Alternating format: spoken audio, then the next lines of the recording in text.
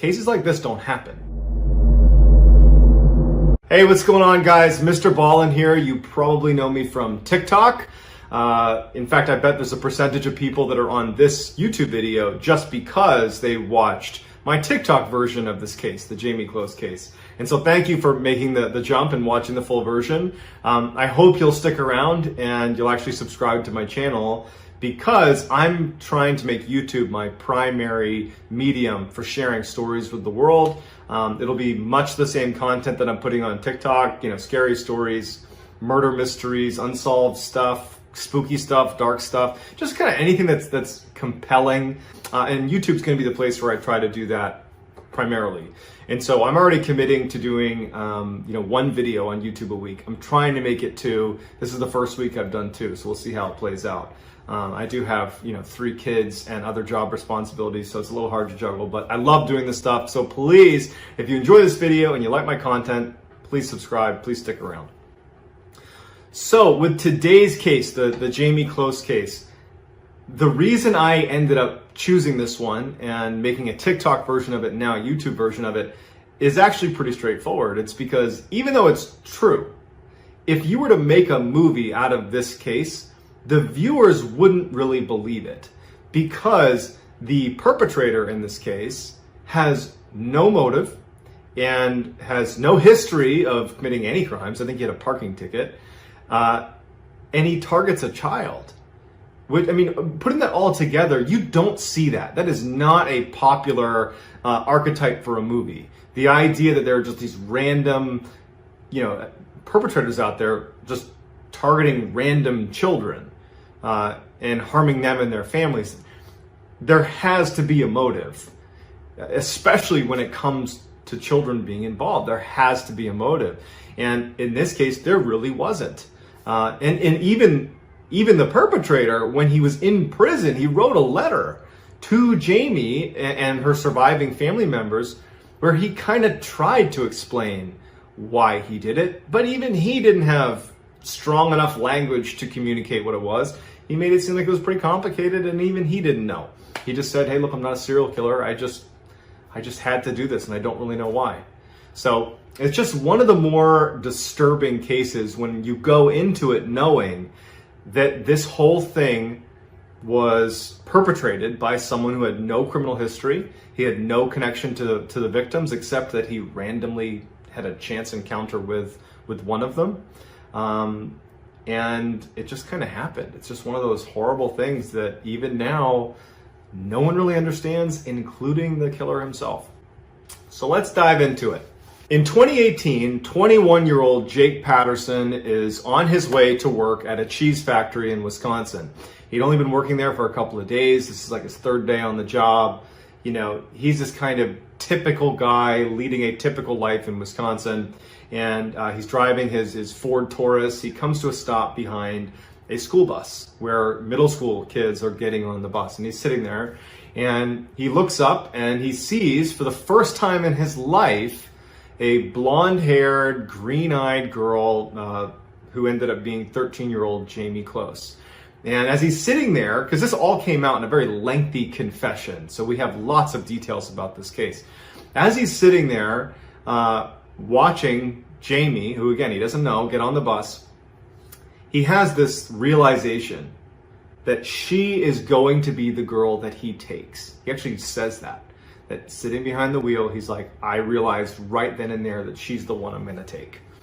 And so a guy with no criminal history, he's sitting there coming up with this plan of how he's gonna abduct this girl. And it would come out later in his confession, which again was very lengthy, that he put a ton of effort into planning out this abduction. So let's talk about Jake's plan. He takes his father's Mossberg 12-gauge shotgun, which is a very commonly purchased weapon. He assumed that because it is, so widely purchased, it would be hard to track. Okay, so he takes his gun, takes a couple slugs, so he's got his weapon. Then he goes and purchases a balaclava, so a mask, a whole head mask from Walmart. He shaves his head, shaves his beard so that there wouldn't be any hairs for forensic evidence at the crime scene. This is all so premeditated. He went out and purchased gloves and wiped his gloves all so they wouldn't have prints on them.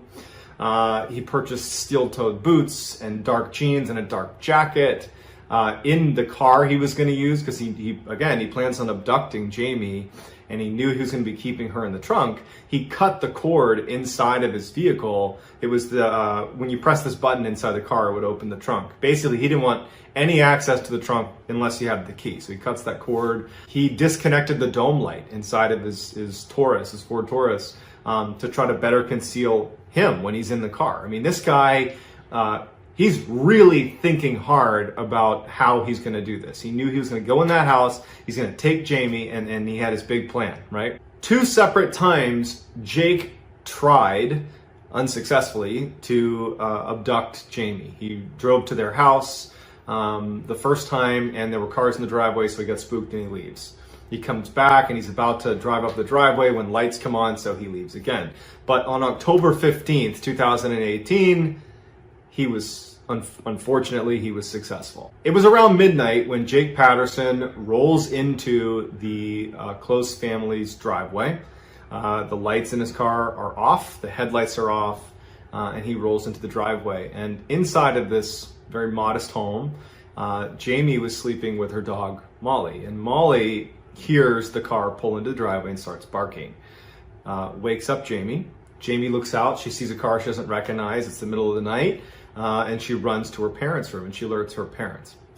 Jamie's father, James, he goes to the front door with a flashlight. Meanwhile, Denise, that's Jamie's mother, and Jamie retreat into the bathroom where they shut the door. They sense that this was potentially going to be a home invasion, and certainly they were right. So they actually barricade the door with a dresser that was in there, and they get in the tub and they shut the curtains.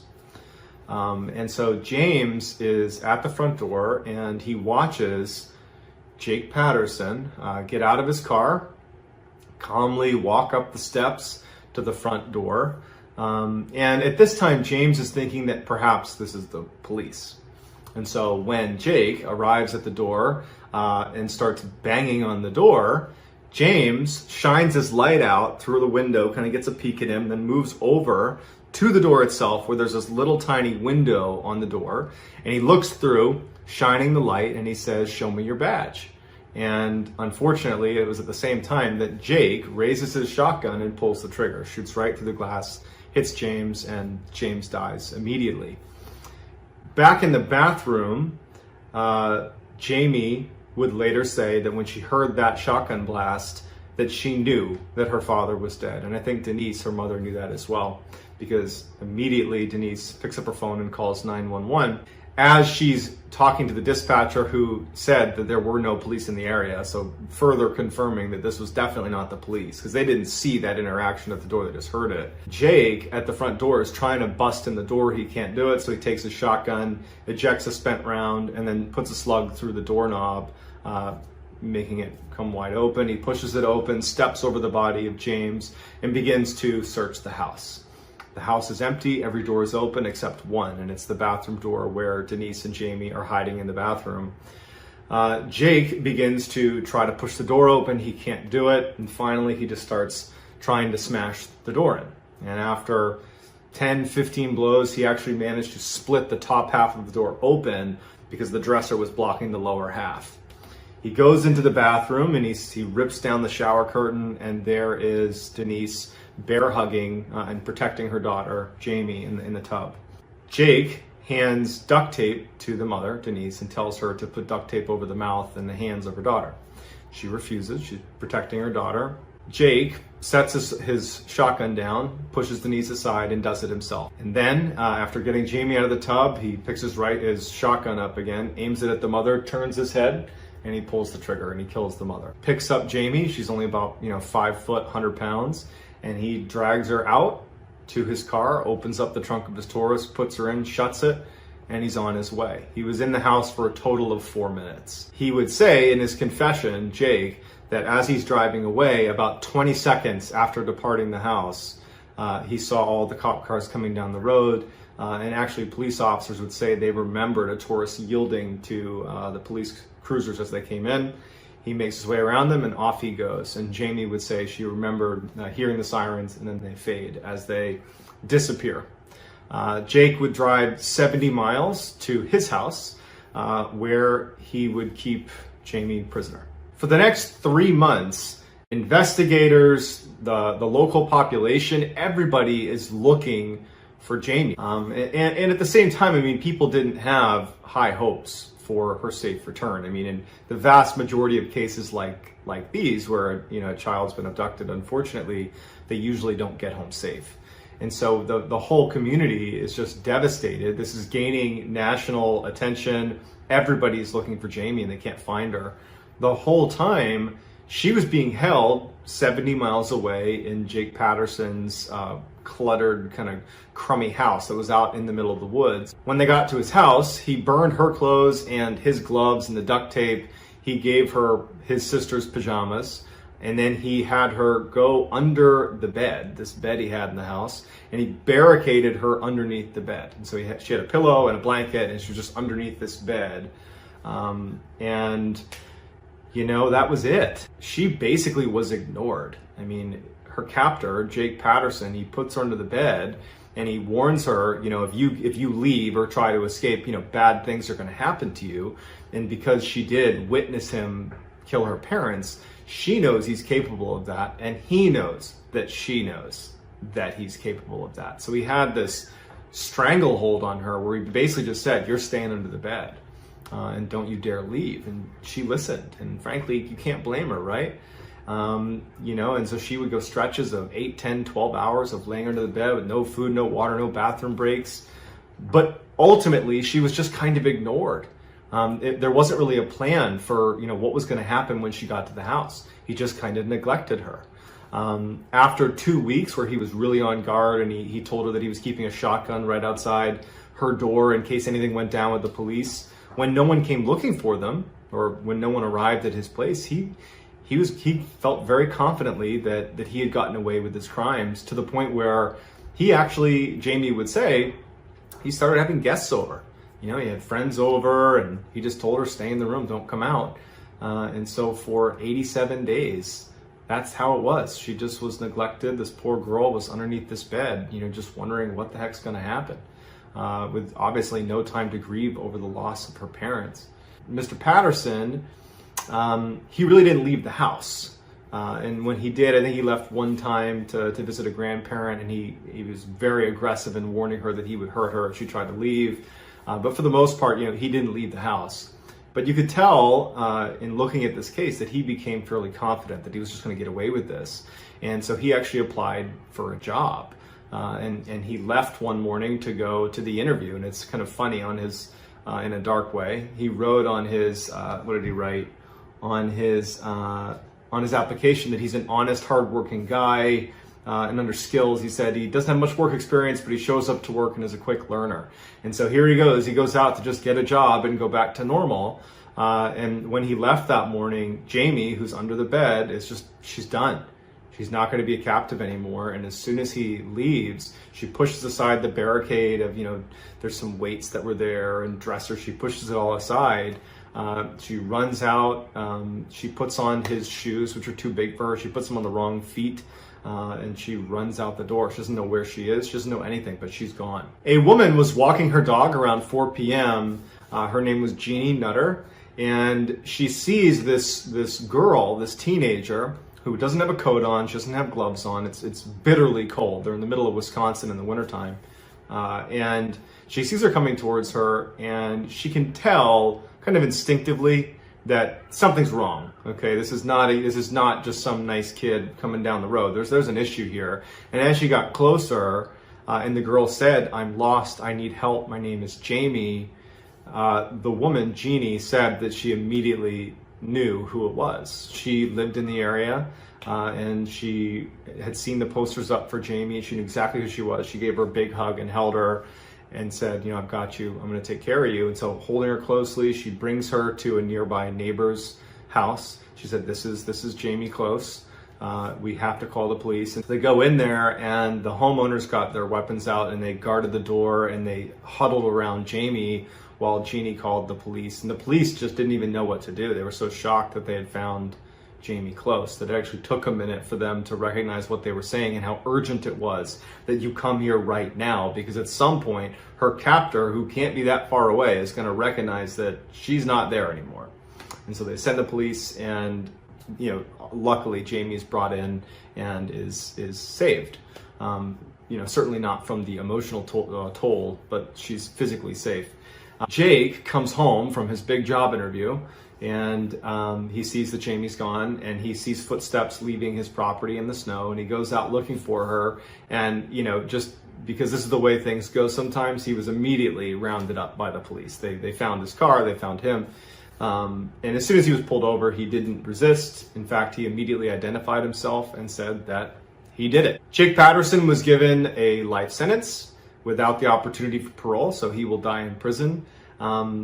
But to this day, no one really understands how this could have happened. And going back to what I said at the beginning, cases like this don't happen. There's always some reason for a crime such as this.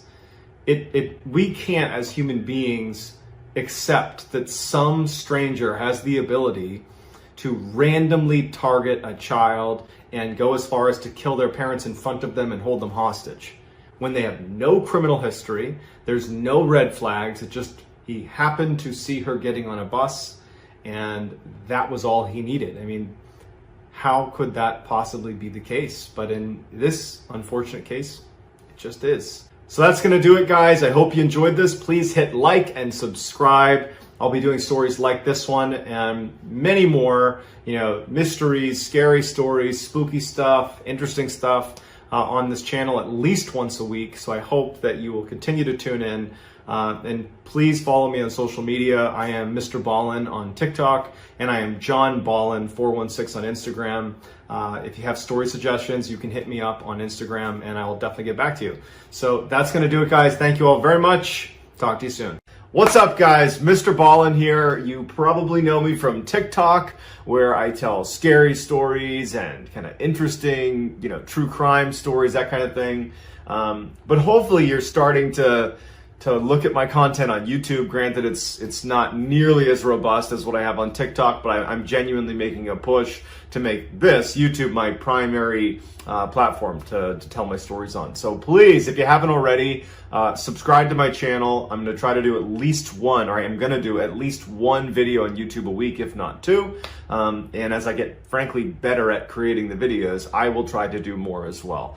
So please subscribe, turn on notifications. I'd really appreciate it. So today we're going to be covering the disappearance of Lars Mittank. So this particular case is not new. It's been covered a ton on YouTube, on Reddit. I mean, it's everywhere. But the reason it's so popular, or I should say it's drawing so much interest, is because there's this fascinating video that goes with the case. Basically, Lars, who disappears, we see his final moments on a closed circuit TV camera at an airport, and there's multiple camera angles. It's right in front of you. It's not hard to see what he's doing. There's multiple witnesses. There's so much information around kind of what led up to this, from doctors, from his friends, and then there's this video. Like, there's just so much information, and no one knows what happened or where he is. So let's dive in. On June 30th, 2014, Lars Mittank and 4 of his friends, these guys are all in their 20s, they left northern Germany, where they were all from. They lived, they worked there, and made their way to Bulgaria. They were staying at a very popular seaside resort called the Golden Sands, and they were just gonna have a nice vacation, a nice week-long vacation. They get there, they check into their hotel, and promptly begin to relax. And everything is going great. They're, going to the clubs, they're going to the beach, they're eating good food. I mean, it's going the way they had hoped it would go, until the end of the trip. So on one of the last days of their trip, July 6th, Lars is at a local bar, and they're watching a soccer game. And something happens where Lars basically voices his interest in one team, and the locals that were in the bar, they were supporting the other team. And so they start, arguing, but it escalates really quickly. It turned into a full-blown thing. His friends come in, they pull him out. There was no physical violence in the bar. It was just an altercation that could have gone to blows, but it didn't. Later that night, Lars and his friends, they're getting ready to shut it down for the night, and they go to a McDonald's. And so Lars doesn't want to go in, so he stays outside, and his 4 friends go in to get some food. When they come out, Lars is gone. And so they're sitting around waiting for him, and he's nowhere to be found. And they say, okay, well, maybe, he went back to the hotel. Perhaps he just wanted to crash early. So they go back to the hotel, and he's not there. And so they kind of are faced with this decision of like, well, what do we do? And they're like, well, he's an adult. I'm sure he's fine, and I bet he'll turn up soon. So they just kind of write it off and say, Lars will come back. And so they go to bed. When they get up, Lars had returned, and he had this kind of bizarre story about why he was missing. He said that this group of men who he thought were either Russian or locals, so Bulgarians, had attacked him, and he was convinced that they had been sent after him by the people he had been fighting with in the bar over that soccer game, that they had kind of like, ordered a hit on Lars. And that was his whole story. And so, his friends are looking at him and they're like, why did you leave? If you had been fighting with them, wouldn't it have occurred like right outside the McDonald's and we would have come out and found you? Like, you had to have gone somewhere for this to happen, or they had to like entice you to go somewhere to leave the McDonald's. And then like, how long did this attack take? Because this is like, midnight, let's say they're at McDonald's and you're not back at the hotel for, 4, 5, 6 hours. Like, the time didn't make any sense. But ultimately, they kind of decided that, what, Lars just had a weird night. He's back now. He is safe. So let's just write it off. He was attacked, but we're leaving here today anyways. Lars said that he got hit in the ear during the scuffle with these 4 assailants. And so just to be safe, they said, Lars, you should go to the doctor. You should just get it looked at before we fly home. So Lars goes to a doctor who examines him, and he looks in his ear, and it turns out Lars has a perforated eardrum. And, at first, the doctor actually suggested surgery, which Lars refused. He didn't want to do surgery in Bulgaria.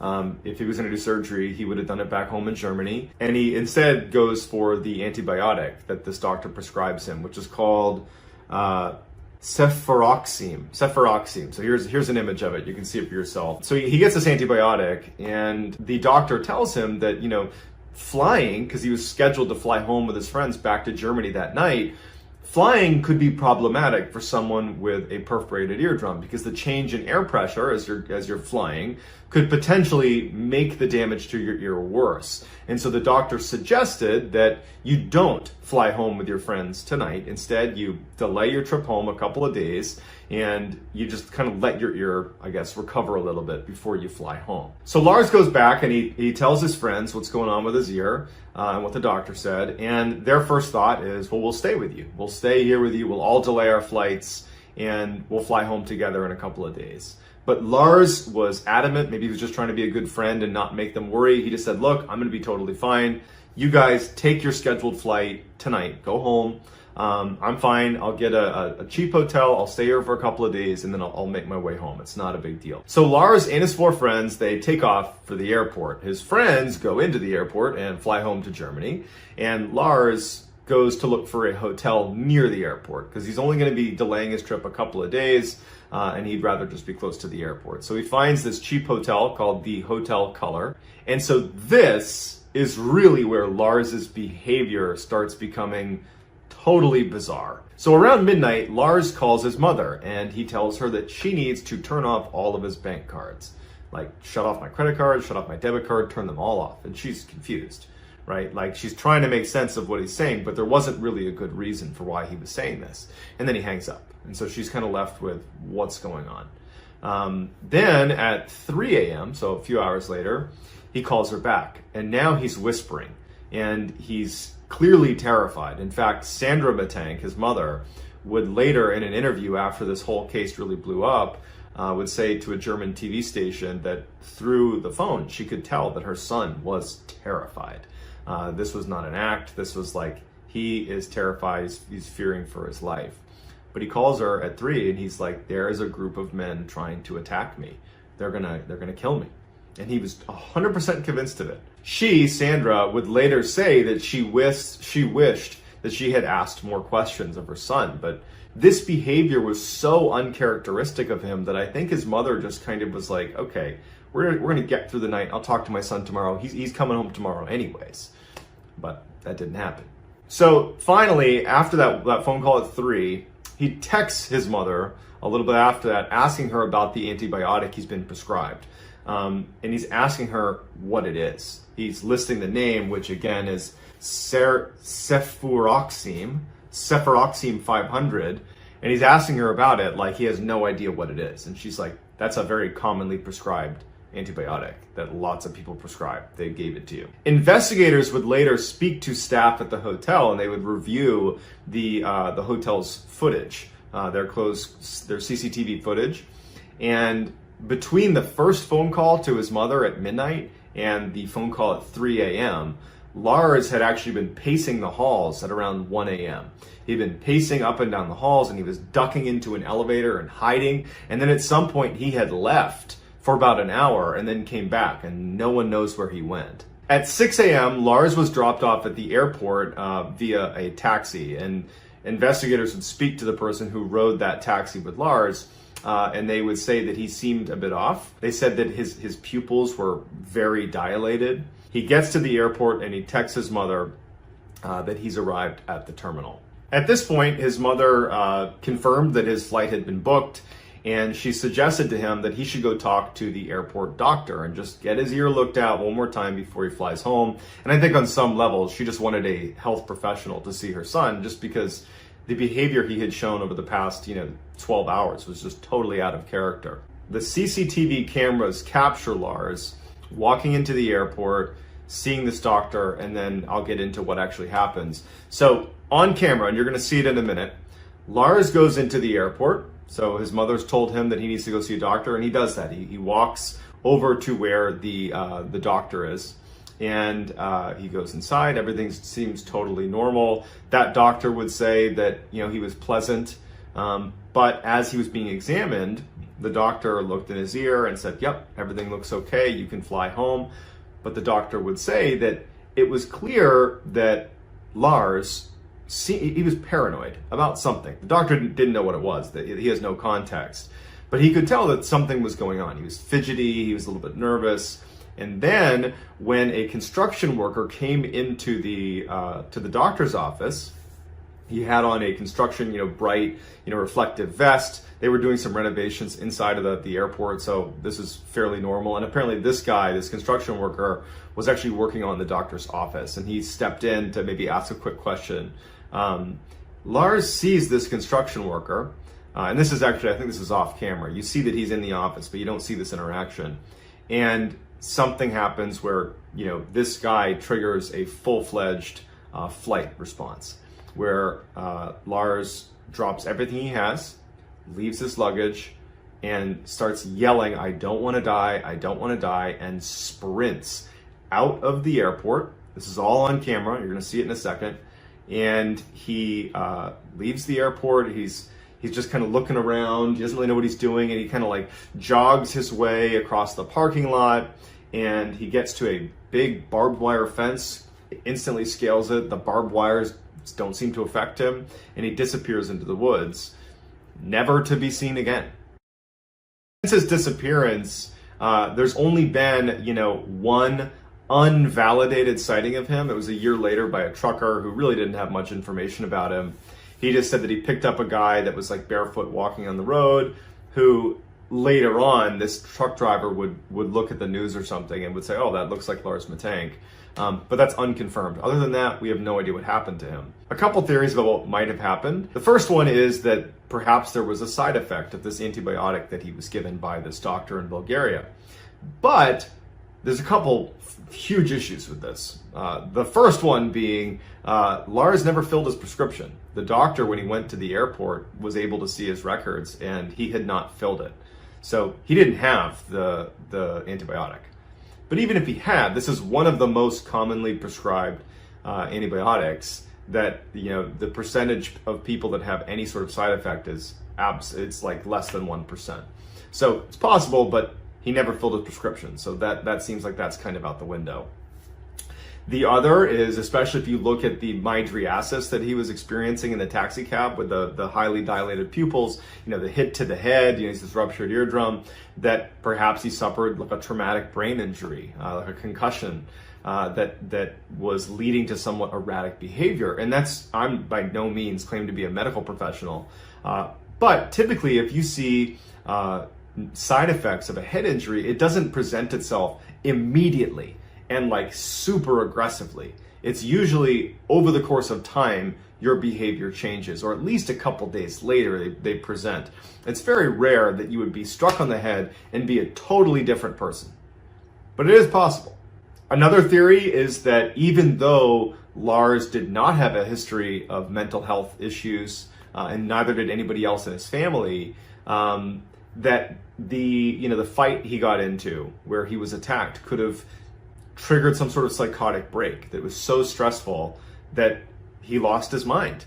That is certainly possible too. So weeks turned into months, turned into years, and despite the unvalidated sighting, I mean, no one has any idea where Lars is.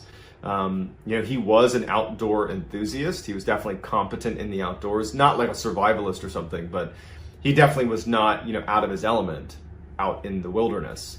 And so some thought perhaps he just wanted to start a new life, and he ran off into the woods and was living it out there. But the family, the Matank family, they hired a private investigator. I mean, they pulled out all the stops to scour the area and look for him, but there's no signs that anybody is like living in the immediate proximity to the airport in the wilderness there, and there's no body, there's no anything. He's just gone. I hope one day they're able to find Lars, for better or worse, just closure for his family. So that's going to do it. I'd love to hear your theories in the comments about what happened to Lars and where you think he might be. What do you think might have caused this? Please let me know. Also, I'm going to be posting at least one of these types of stories, these kind of interesting true crime, scary kind of stories on YouTube going forward. So I'd love it if you subscribed and turned on notifications. Also, please follow me on TikTok. My handle is MrBallen. I tell a story almost every day on that channel. Also, I'm on Instagram. My handle is JohnBallen416. You can DM me there. I'd love to chat with you there. And that's going to do it, guys. Thank you so much for your support. Her eyes were missing, her tongue was missing, parts of her lip was missing, and a portion of her skull had fractured, and a piece of her skull had been removed. Hey, what's going on, guys? MrBallen here from TikTok. I'm your resident scary storyteller. Today, I have a really cool story. It's actually one of the first kind of unsolved mysteries that really captured my attention and drew me into researching all of these kind of crazy unsolved mysteries that are out there. The too long didn't read version of this is you have 9 highly experienced hikers that go off into the mountains and die under extremely mysterious conditions. There are photos and journal entries. I mean, there's just a preponderance of evidence, but no one can make any sense of it. And to this day, it is one of the single most interesting things that I've ever found on the internet. So, in 1959, 10 hikers decided to head out on this 190-mile journey through the Ural Mountains in the northern part of the Soviet Union. Now, this was not a vacation. This was more like a mission to this group of experienced hikers, because in completing this 190-mile journey, they would receive their level 3 hiker certification, which at the time was the highest in the country. So they would be the top dogs in hiking. So on January 25th, they set off on this 16-day, 190-mile journey. The group was in good spirits. The pictures of them, they were happy. They were on course. Everything was going right. And then they reached this kind of critical juncture in the trip. They reached this mountain pass that actually was subsequently renamed the Dyatlov Pass after the leader of the group. The leader was named Igor Dyatlov. And so they reach this mountain pass and they know they need to go through it. They need to negotiate this mountain pass. And so they set up camp, and the plan is early the next day, they're gonna attempt to push through this mountain pass. And hopefully over the space of one day, they would be able to get through that mountain pass and set up camp on the other side. So early the next morning, they get up and they begin their ascent through this mountain pass. But unfortunately, a very bad weather system rolled in and it pushed them off course. And in fact, it pushed them onto a different slope that the local Mansi tribe called Dead Mountain. And so they get pushed off course. They're not going to get to the mountain pass. And then one of the first strange things happens. For some reason, now this group of experienced hikers that should have known that their best bet at this point, because of the bad weather and being pushed off course, would be to retreat off the mountain and find somewhere that was more protected to spend the night, because at this point they got to set up camp somewhere. But for some reason they decide to stay on the exposed slope of Dead Mountain, which means that they would be setting up camp in not only just a wickedly windy area, and there's like risk of avalanche and any number of things could happen, but they'd also be exposed to negative 40-degree temperatures. They're like out in the open, just getting crushed by the elements.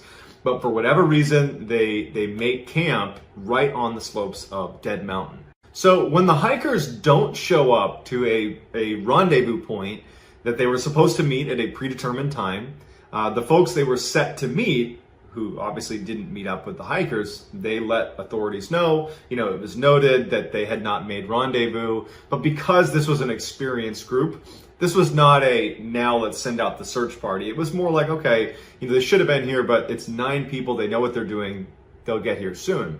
3 weeks go by, and still no one's heard from these 9 hikers. And at this point, a search party is sent out, even including military units are sent out to find them. And relatively quickly, the search party comes across the campsite on Dead Mountain, and what they find is just horrifying. So the first thing they notice is that the tent they had been staying in had been slashed open, except from the inside, meaning someone inside the tent had slashed it open. And then in the tent itself, neatly stacked, was all their cold weather gear, or the majority of their cold weather gear, like their shoes and their jackets. It's all there. And there's no sign of the hikers. And then near the camp, like literally right out of this tent, is this neat set of footprints leading down towards this forest. And investigators, when they looked at the footprints, they could determine a couple of things. One, the majority of the hikers had either been barefoot or only wearing one shoe. In addition, their cadence, they were looking at the space of their footsteps, their gait, I should say, was indicative of a group of people that was walking calmly. This was not a panicked run away from your campsite. This was a walking calmly away from your campsite with not the right clothing on, probably no shoes on, down to the forest in an exposed mountain slope with negative 40-degree temperatures. So investigators, they start following these footsteps down towards this forest, and it leads them to this area right at the outside of this forest, right underneath this big cedar tree, where there's evidence of a campfire. And around that campfire are 2 of the hikers' bodies. And they're just wearing underwear, they're barefoot, and their hands had been like scraped. The palms of their hands have been badly scraped. And the tree that was right next to them had evidence of someone had been trying to climb it. A lot of the branches had been ripped down, as if someone had desperately tried to climb up this tree, but was unsuccessful. As if they were trying to, seek shelter from something or someone on the ground. But obviously they did not make it in time. Within several hundred feet of that campfire, the investigators found 3 other hikers' bodies. They were similarly underdressed. And it appeared, the way their bodies had frozen, that they were actually trying to make their way back up to the campsite. Investigators noted that one of those 3 hikers had a head injury that was consistent with someone repeatedly smashing their head. Another of those 3 had a strange rectangular bruise on their side. And then, oddly enough, while they were underdressed, each of those 3 were wearing the other's bits of clothing. It was like they all collectively put on the wrong clothes and not enough clothes. Despite the strangeness of the 5 bodies that were found and what they were wearing, or I guess what they weren't wearing, it was determined that they all died of hypothermia and that there was no foul play. It wasn't until May, when the weather warmed up a little bit and some of the snow had melted, that investigators were able to locate the remaining 4 hikers' bodies. And, it was really the condition that they were found in, the second group of hikers, that really took this mystery and elevated it and made it this kind of urban legend, because it makes no sense how they were found. So the remaining 4 were found in this creek bed that came to be known as the Dyatlov Den. They were buried under about 13 feet of snow. And so of the 4 bodies that were found in the Dyatlov Den, one of them had simply died of hypothermia and kind of was a lot like the first group, right? There's no severe injuries, really, just they died of hypothermia. But the other 3, that was not the case at all. The 7th hiker had a skull fracture that occurred right before he died. The 8th hiker had these extreme chest fractures that it was almost like he'd been hit by a car. The 9th hiker really was the most unfortunate. Not only did she also have her chest kind of caved in, but her eyes were missing, her tongue was missing, parts of her lip was missing, and a portion of her skull had fractured and a piece of her skull had been removed. Even more bizarre is, in this second group, they had all taken pieces of clothing from the other, indicating that they had all died at different times. It was like one would die and then the other hikers would take their clothes and put them on. And then someone else would die and they would take their clothes and put them on. And I guess even stranger than that is the clothes themselves had traces of radiation on them. The Soviet government was quick to close the case. They cited, either a natural disaster or, perhaps the hikers' incompetence as the result or the reason behind this horrible tragedy. But, nobody really believed, nobody as in the family, the friends, really the Soviet population, they didn't believe that could be the actual explanation. Early on, after this case has been closed, the Soviet people, they started to believe a couple theories. One of them was there was this local Mansi tribe that was in the area that perhaps ambushed the hikers and killed them. That would kind of explain the reason for the hikers suddenly abandoning their tent and not being dressed, and also the injuries of the second group. That could be explained by an attack by this Mansi tribe. But there was a couple issues with that theory. One, the Mansi tribe is known as this incredibly peaceful tribe, that it's just very uncharacteristic for them. There was also no other footprints leading into the area. It was just the footprints of the hikers that were, in the area. Another popular theory is a swift and violent avalanche that, the group couldn't have seen coming. They hear it at the last minute. They jump out of their tent, cut it open, they go running. But the problem with that is the tree line down near the forest they walk to, there's no sign that the trees have been damaged in any way. There weren't any debris from an avalanche like there would be. And in that area, there were locals like the Mansi tribe, and they didn't report an avalanche. They didn't hear an avalanche. And in fact, historically, there had never been a reported avalanche in that area. And subsequently, for decades afterward, there still has never been an avalanche there. Another popular theory is that the reason they left their tent in the first place is because when you get hypothermia, it can cause you to actually believe, kind of paradoxically, that you're actually too hot and you start stripping your clothes before you ultimately succumb to hypothermia. But again, that doesn't really cover down on the injuries of the second group.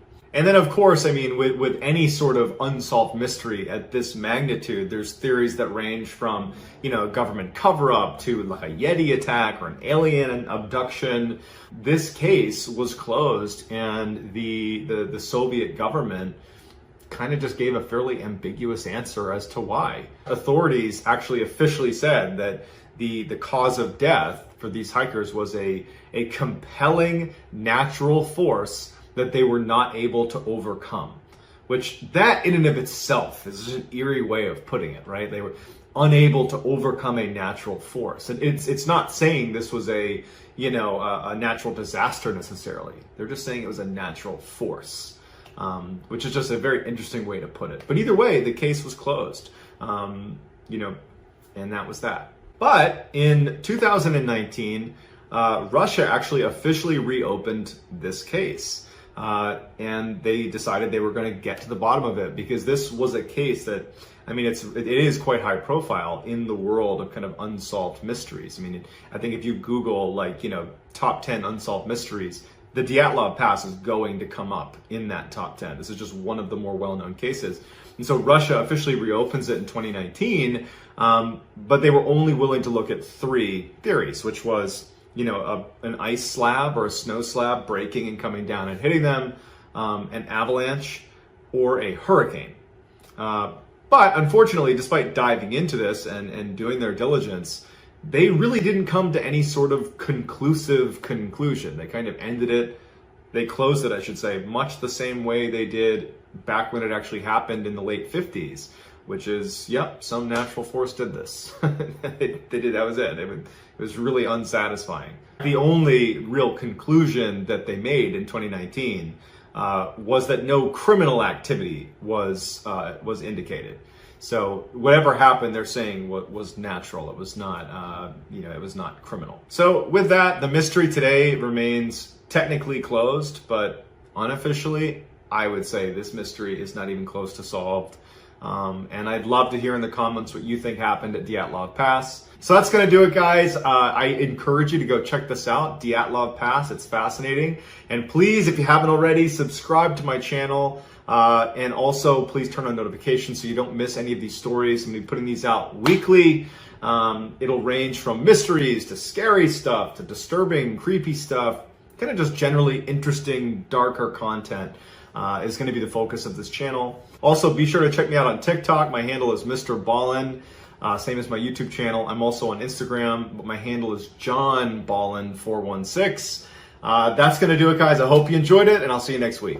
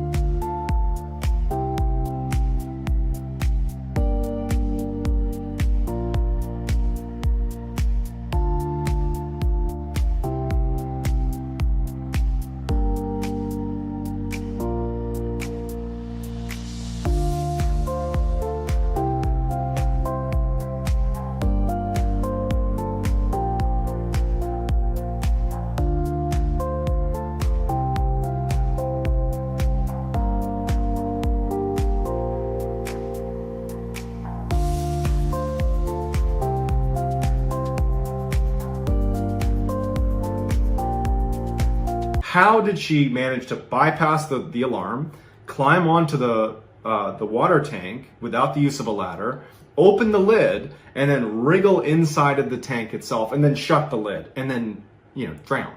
How did that happen? Hey, what's going on, guys? MrBallen here. You probably know me from TikTok. Hopefully you're starting to get to know me on YouTube as well. Today we have a really fascinating mystery.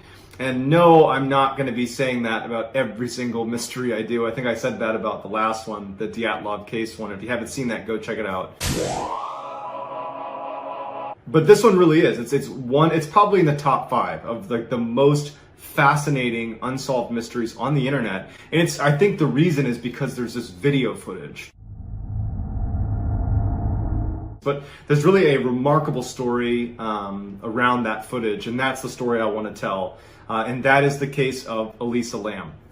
The too long didn't read version. Elisa is this young, smart, beautiful college student. She makes it to Los Angeles, and then she disappears. She was found dead in this water tank on the roof of this sketchy hotel, and there's video footage of her right before she winds up in the water tank, which is just totally bizarre. Elisa Lam was the daughter of Chinese immigrants. She was born in 1991 in Canada. She was an avid blogger. She was very into fashion. She also was dealing with some mental health issues. She had been diagnosed as having bipolar disorder. She had also been diagnosed as having depression. Even though her family initially was very close hold about detailing anything about her mental health struggles, they had never seen any suicide attempts or any suicidal ideations. On January 13th, 2013, Elisa Lam posted that she had just purchased her tickets to travel to San Diego, then on to Los Angeles, Santa Cruz, and then on to San Francisco. She was calling this her West Coast tour. So she heads off on this tour. She goes to San Diego, and then she takes an Amtrak train up to Los Angeles. And so she arrives in Los Angeles on January 26th, and she checks into this notoriously sketchy hotel called the Cecil Hotel, which is actually located right near Skid Row in LA. So it's a large homeless population, very high crime rate. And in fact, the Cecil Hotel itself, in addition to being located in a pretty seedy area, it had a fairly macabre history itself. It was actually famously associated with the Black Dahlia murder, where the victim had actually been at the bar inside the Cecil Hotel before she vanished. And then, including the Black Dahlia, there were 15 other non-natural deaths associated with the Cecil Hotel ever since it was built in the 1920s. And you would think that it would have been condemned, but in fact, LA has made it a landmark right now, so it's kind of protected, the hotel itself. But either way, she checks into the Cecil Hotel on January 26th, and initially she's put into a shared hostel-style room with some other tourists in the area. But it would come out in the investigation that she actually had to be moved out of that room due to the complaints of her roommates that, said she was acting very odd. And so they moved her to a private room. Now, Elisa was traveling alone. And if you combine that with the fact that, she was dealing with some mental health issues, her parents were very nervous about this trip. And so they had made this deal that in order for her to do this West Coast swing on her own, that she would need to check in with them every single night. And so she was doing that. So she takes off through San Diego, she checks into Cecil Hotel, she's checking in with them every night. But on January 31st, which was the day she was supposed to check out of the Cecil Hotel, she went silent. And her parents, who were all over this, immediately were very concerned, and they called the Los Angeles Police Department. The police acted very quickly on this case. They descended on the Cecil Hotel.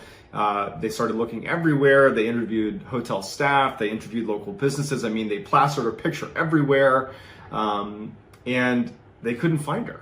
The hotel staff, they said that, we saw Elisa, and they did mention that she had been moved from the shared room to her own room, but that any interaction she had had with staff, which there weren't that many, was she was minding her own business. She was by herself, and she seemed like a totally normal guest of the hotel. There was a business owner. She owned a bookstore called The Last Bookstore, kind of ironic, who saw Elisa Lam. She was one of the last people to see Elisa, and she said that she was there purchasing gifts clearly for her family, little trinkets to kind of memorialize her trip through LA. But that was it. And so despite the massive attempts to find her, and this case had also gained quite a bit of media attention, not just in LA, but internationally. This was all the way back in China where her family was from. This was making headlines everywhere. Despite all of that, no one could find Elisa. Then the police were given footage of Elisa in the elevator, and the police released that footage to the public, and it pretty much immediately went viral. No one can make sense of what the heck Elisa is doing in the elevator. She gets into the elevator, she proceeds to press all of the buttons, and then hides in the corner of the elevator.